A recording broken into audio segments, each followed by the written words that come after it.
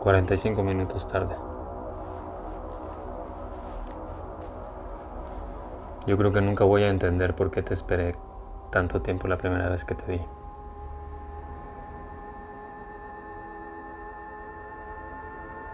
Pero no se me va a olvidar nunca la primera semana. La improvisación, la competencia, la persecución.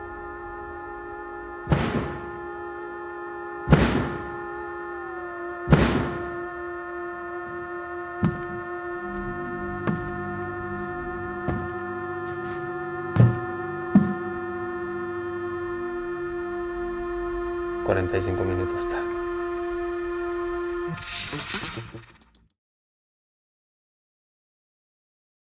Bueno, pues Itzel y yo venimos evidentemente de la primera película, nuestra primera película que se llama Distancias Cortas, ¿no? Donde ella es la escritora y pues bueno, yo soy el director de la película, ¿no?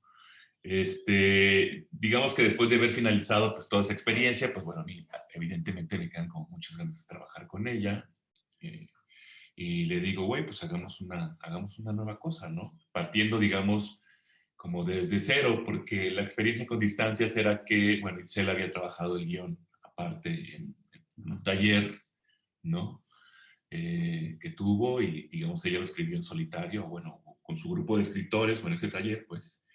Y yo, digamos, aparecí después porque estaba buscando una historia para filmar y, bueno, ahí coincidimos y, pues, bueno, toda una historia, ¿no? Y la experiencia con Stanislao se antojaba justamente como esto, como partir de cero sin tener como nada alrededor y decir, bueno, vamos a hacer una colaboración. Y de lo que yo tenía como muchas ganas de hacer, digamos, como director, era, bueno, a mí me gustan mucho las películas con monstruos y le dije, bueno, hagamos una película de monstruos, a mí me encanta como el género, pues, ¿no? Y ese fue como el primer punto de partida, no había como ninguna preocupación como moral o, ¿sabes? Como un gran tema, sino que simplemente a mí y a ella también, porque si miras ahora que si su trabajo, pues también tiene como cierta fascinación como por este tipo de personajes, pues, pues bueno, nos gustaban los monstruos. Y ese fue como el punto de partida y el otro, para mí que era muy importante, era un cómic que se llama Ombligo sin fondo. No recuerdo el nombre del autor, es un gringo. Y prácticamente era un drama familiar donde dentro de esta familia, que eran unos padres que se estaban divorciando, había un hijo que tenía una apariencia como de rana, como de sapo. Pero finalmente a nadie le importaba que tuviera esa apariencia de rana, sino que estaba como muy bien integrado. Y finalmente lo que pesaba más era esto, el drama, el melodrama, el asunto de que la pareja se iba a separar y qué iba a pasar como con ellos, ¿no?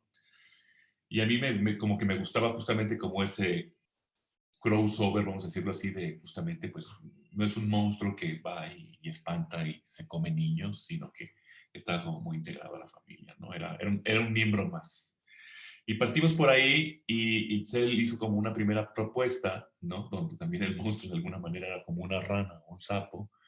Y era otra cosa completamente distinta, ¿no? Era Stanislao, que finalmente era un monstruo, pero estaba cambiando, ¿no? Tenía como una metamorfosis en la cual ni él mismo entendía qué le pasaba, y su padre y su madre, pues también de alguna manera como que no sabían cómo manejarlo. Y de eso iba un poco la historia, ¿no? Pero luego apareció Guillermo del Toro con La forma del agua y pues nos dimos cuenta que nuestros monstruos eran muy parecidos. Y entonces, pues decidimos como cambiar un poco la jugada y cambiar el monstruo también. Digo, para no hacerte el cuento como tan largo, porque si no, pues vamos a tardar horas explicando esto. La historia cambió, ¿no? De pronto yo no me sentía como tan identificado con la cuestión de alguien que estaba, digamos, en su casa y que estaba cambiando, metamorfoseando, porque para mí era como, de alguna manera, como una metáfora de la enfermedad y como que yo no me sentía identificado. Y bueno, total que cambiamos de monstruo como 4 veces o 3 veces, no me acuerdo muy bien. Nos estaba comiendo el tiempo porque evidentemente ya teníamos que filmar. Y llegamos a la conclusión en la cual de alguna manera yo me siento como un poco más más identificado con un poco la historia que se quedó en la película, con este hombre que pues vive en otra ciudad y regresa a la Ciudad de México porque se le murió la madre, ¿no? Para mí, pues es una pesadilla más o menos recurrente, y no porque la sueñe no, literalmente, sino que a mí son cosas que luego me dan miedos. Que, pues, yo vivo en la Ciudad de México, mis padres viven en otro lugar, y un día te ven por teléfono para decirte, ¿sabes qué? Uno de tus padres se murió, rápido tienes que volver, pues arreglar como pues todos los asuntos que hay pendientes, ¿no? Tanto prácticos como los que tienes con la familia que sobrevive, pues, ¿no?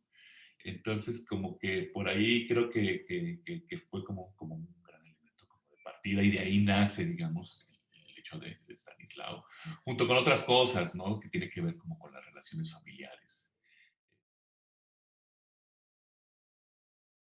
Pues esa es como la gran metáfora para mí de Stanislao, de alguna manera.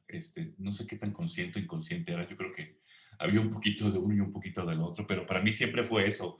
Digamos que el monstruo, pues, que encierra Stanislao, si todos los monstruos representan de alguna manera una metáfora, ¿no? O sea, si Godzilla representaba la bomba atómica, o la mosca de Cronenberg representaba el cáncer o la enfermedad, o Alien representaba la violación, de alguna manera para mí, pues Stanislao, digo, dentro de sus, este, dentro de sus proporciones, vamos a decirlo, al compararlo con estas grandes películas, pues, es eso justamente, es la familia y lo que uno no quiere, son como todos esos capítulos, incompletos, abiertos, que todavía uno tiene para con los familiares, y que uno envejece y que no acaba por cerrar, pero llega un momento en que la vida te lleva y te empuja hacia ahí, y tienes que resolverlos, y tienes que cerrarlos, y tienes que concluirlos, ¿no? Y pues para mucha gente eso puede ser algo realmente como muy aterrador.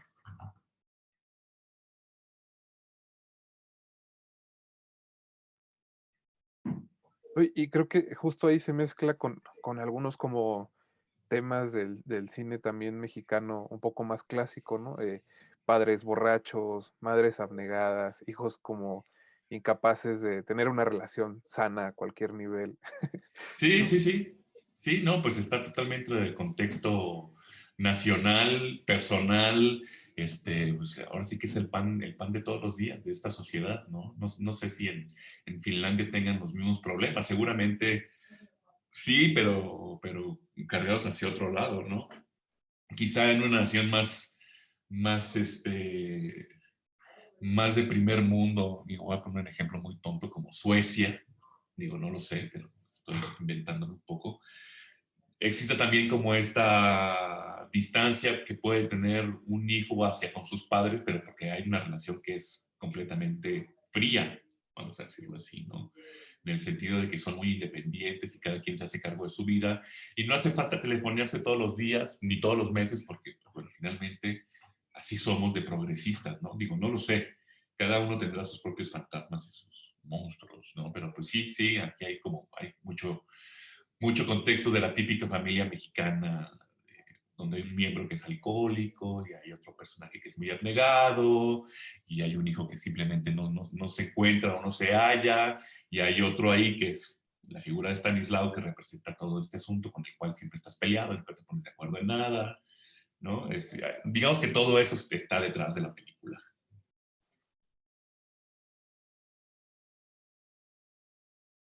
Sí, pues sí tiene que ver un poco con esto que dices, supongo que es la herencia del cine que yo vi de niño, en donde prácticamente al monstruo lo muestras hasta el final. Digamos que en cuestiones prácticas de realización, pues, yo digo, cuando planteamos hacer una película con un monstruo, pues evidentemente pues hay como muchas como ideas, propuestas, ¿no? Revoloteando alrededor. Y una de las cosas que a mí como que me molestan de los monstruos actuales de las películas de ahora es, pues, el monstruo como digital, ¿no? Siento que de alguna manera hay como una especie como de abuso de lo digital. Y sobre todo en el sentido de que, bueno, a mí me pasa en lo personal que de pronto los veo y ya no les creo nada, porque pues, son muy ágiles, brincan y saltan, y bueno, ¿sabes? Se vuelven de pronto como una caricatura, y yo por lo menos no me las acabo de comprar del todo. siendo un viejo como soy, me gustan más evidentemente los títeres y los monstruos clásicos con los que crecí en los años 80, en los 70, ¿no? Que prácticamente eran como marionetas. Entonces aquí como que el gran reto fue inventarse como un monstruo de alguna manera que fuera como muy artesanal, vamos a decirlo, que lo pudiéramos hacer como con pocas cosas, ¿no? O de un bajo como presupuesto, porque tampoco teníamos mucho dinero, y que pudiera tener como el impacto de pues, de un monstruo de película, ¿no? Que, o sea, que la gente se lo pudiera comprar, se lo pudiera, ¿sabes? Pudiera verlo y decirse, Dios mío, esto es un monstruo, ¿no? A pesar de que esté hecho de trapos, ¿no? O sea, tenía que ver con una cuestión como mucho más teatral, por decirlo de alguna manera, en el cual pues uno toma una cosa y la puede convertir en otra, ¿no? Por el simple hecho de tratarla así, ¿no? Uno toma una pluma y de pronto esto puede ser, yo qué sé, una nave espacial que está surcando en el espacio. El cine, pues evidentemente funciona de otra manera porque es otra su naturaleza, que tiene que ver más con una cuestión fotográfica de lo que ves, pues tienes que creerlo, porque si no, pues, no es una nave espacial, es simplemente una pluma que hace de nave espacial, ¿no? Entonces ahí era como un reto como muy interesante. Te digo, el monstruo pasó como por varias etapas. Empezó siendo, te digo, una rana, un hombre rana, y luego pasó a ser un insecto. Ese murió pronto. Y luego pasó a ser estaba muy interesante, que era un hombre que no tenía cabello ni pelo en el rostro y que se dedicaba a comer cabello. Y Stanislaw, tal cual como aparece en la película, nace un poco de que el padre en un principio, en el guión original, él era un sastre, ¿no? La familia era como esto, justamente era una familia que se dedicaba a surcir y a hacer vestidos. Y esto evolucionó y pues bueno, y pasó a ser finalmente el dueño de una fábrica de tenis. Entonces, un poco como que la naturaleza, digamos, de la producción, o por lo menos a lo que yo me tuve que enfrentar como realizador, de pronto fue de decir, bueno, esto es lo que tenemos, esto es lo que hay, para esto nos alcanza, y con esto tenemos que sacar una película que está escrita en este guión, ¿no?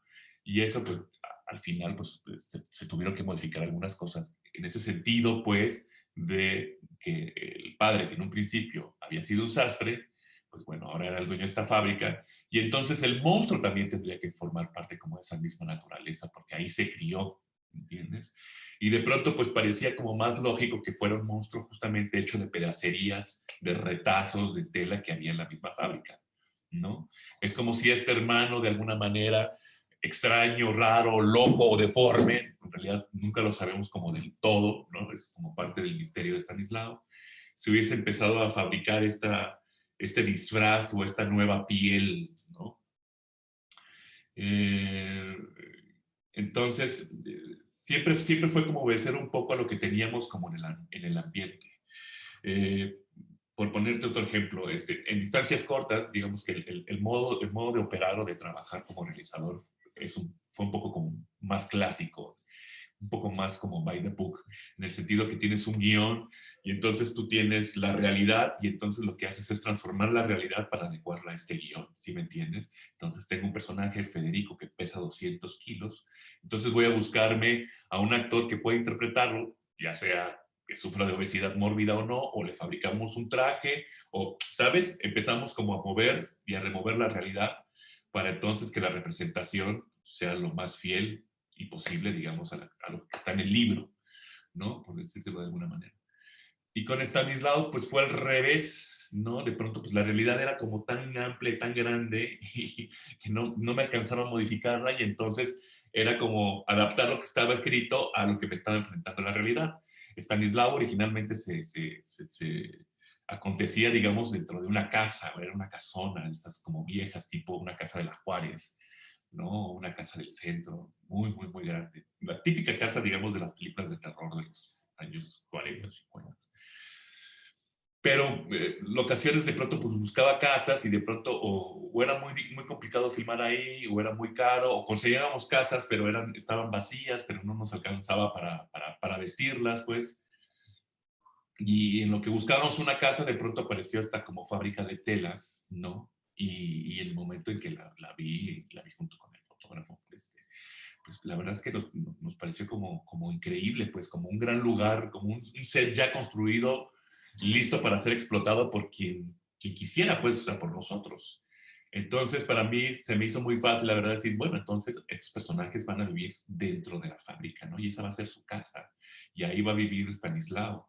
Y entonces, finalmente, esa cosa también, digo, le aporta, pues, o como otra lectura, ¿no? Al guión, pues, que en principio, pues, escribió Itzel, pues, ¿no? O que teníamos planteado ahí cómo filmar. Y de ese tipo de ejemplos está lleno la película, ¿no? De diálogos de personajes per se. Entonces, para mí era como trabajar un poco más como lo hace un pintor, un escultor, vamos a decirlo de esa manera, ¿no? En el cual pues tienes un cuadro y de pronto pues agarras pues tu material y empiezas como a trabajar con él y no te gusta y de pronto como que lo borras y entonces tienes otra cosa y lo incluyes y digo, suena como muy, muy interesante, muy padre, pero también era como muy, muy demandante y pues esto era como estar domando a un toro salvaje todo el tiempo, porque finalmente la realidad es más grande y va cambiando y de pronto para ti pues tienes que darle forma, porque si no, sale cualquier cosa. Hubo muchas cosas que sacamos del guión original de Itzel, de Stanislao, que por ejemplo en la mesa de edición ya no jalaban tampoco. Entonces, ahí construyes finalmente otra historia, ¿no? Es que es muy raro, es muy interesante en el sentido de las tres etapas en las cuales uno produce una película y la historia se va transformando cada vez que vas intercambiando de etapa. Entonces, en ese sentido, creo que para mí fue como una película en la cual no es que sea una película experimental, porque no es una película experimental, pero para mí como director sí fue como entrar al proceso desde otro lado, como mucho más enriquecedor, vamos a decirlo así. Sí, fíjate que no soy tan fan de las películas de terror, o sea, sí las veo, pero tampoco veo tantas, o sea, sí, o sea, por ejemplo, sí estoy muy al pendiente de esta escena mundial del cine de terror que está cambiando y que me parece muy interesante, que viene con Midsommar, con El Faro, con La Bruja, con la de Oz, nosotros, con la de ¿cómo se llama esta? La de Pelé, la primera, la de Get Out. La de Get Out, ¿no? A mí me parece que ese nuevo cine del terror, a mí me parece fascinante porque no solamente es la tripa y la sangre por la sangre, sino que finalmente tiene también ahí esto, como una nueva lectura, pues, a las típicas películas de terror a las cuales hemos estado acostumbrados en los últimos 15, 20 años, ¿no?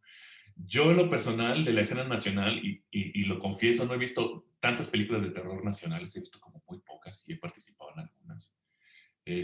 Yo lo que siento es que todavía estamos como un poco en la visión del siglo pasado, por decirlo de alguna manera, que es como la fórmula taquillera, ¿sabes?